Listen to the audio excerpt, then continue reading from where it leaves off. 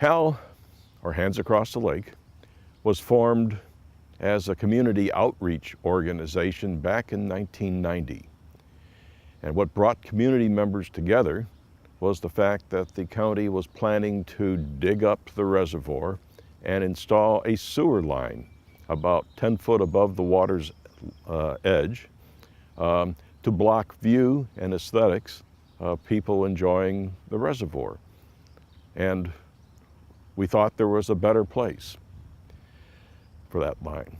The organization itself was organized by Dr. Betty Hunter Clapp and Hugh Woodle, who was a DuPont engineer.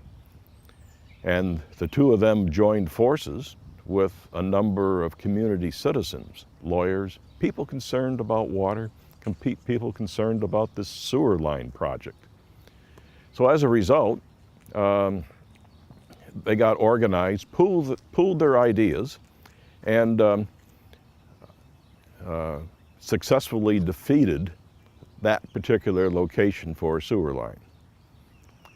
This is a backdrop showing where a lot of the pollution occurs in the reservoir. This is an inlet where muddy runoff water brings lots of nutrients, nitrogen and phosphorus, into the reservoir. In the springtime, this area is totally covered with algae. Now, algae feeds on these nutrients and proliferate. Now what happens is that the algae will eventually die and then suck oxygen out of the water. And so you have now a dead zone. The algae stink, and in a extreme case, a number of areas have had odors so bad that the residents move away from the area for some days or weeks until the algae blooms subside. One of the things you hear from people in the development or construction industry says, well, we're only here a couple years or a short period of time.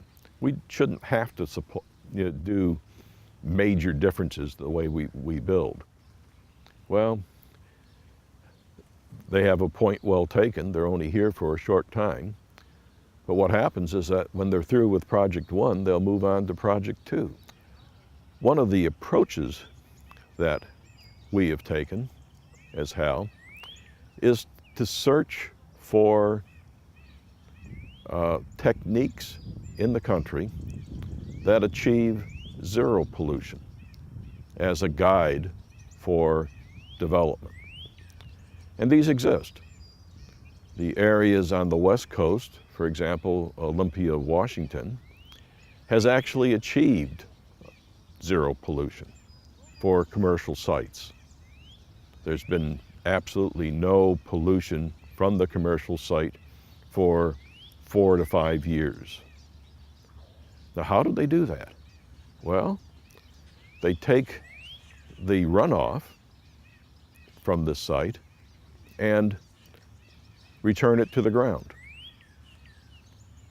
And in addition to that, they have a significant amount of trees that are saved and areas left in their natural state that will use nature's way of purifying the runoff.